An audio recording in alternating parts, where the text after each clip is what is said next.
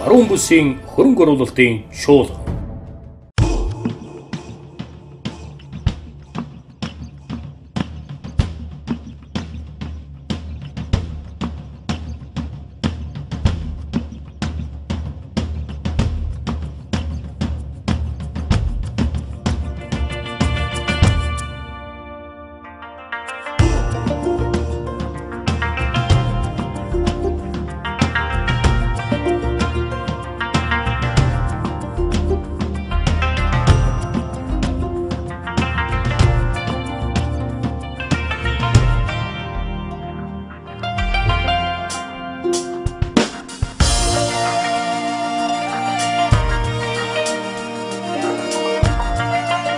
За энэ Монголын эдийн засгийн форум жил болгон 3 сар туралдгийг та бүхэн мэдж байгаа. Орон нутгтаа бол 2 дахь удаага чуулгах гэж байна.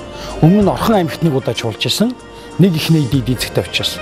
Энэ удаа нэг их найдын гэдэг уриалгадор баруун бүсийн 5 аймгийг нэгтгэхэд олон улсын хөрөнгө оруулалтын чуулганыг хийх гэж байна.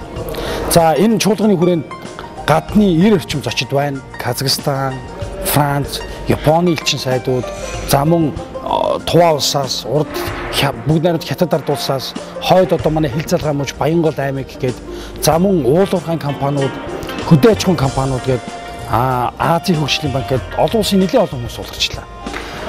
5 аймгийн засаг дарга 20 хүнийхээ бүрэлд хүнтэй мөн хурж ирж байна. Энэ сумдуудаас хүмүүс ирж байна. Тэгэд чуулган маань маргааш өглөө эхэлнэ. Маргааш шин 2 өдрийн чуулган бол үндсэн 4 бүлэгт хувааж үзэж болно. Өглөөнийх нь баруун бүс нутгийн тухай мэдээлэл, баруун бүс гэж яг ямар эдийн засгийн нөөцтэй, ямар боломжтой аймагуудны юу юугаараа өөрсдөө онцлог юм бэ гэдгийг ярилцсан. Түүний дараа 5 гол сэдвээр хилцүүлэг явагдав. Уулуурхай, аялал жуулчлал, логистик, за мөн хөдөө аж ахуйн төслүүд, 5 аймгийн хоорондын хамтын ажиллагааны талаар. 2 дахь өдрийн үдээс өмнө хөрөнгө оруулалтын төслүүдийг танилцуулна. Энэ төсөл дээр бараг 15-6 орчим төрлийн төслүүд танилцуулагдана. За үдээс хойш нь тэр төслүүдийн чуулганы үр дүнгээр гэрээ байгуулагдах юм байна.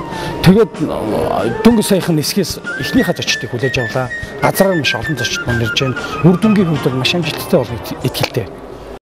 Баруун бүсийн хөрөнгө оруулалтын шуулга.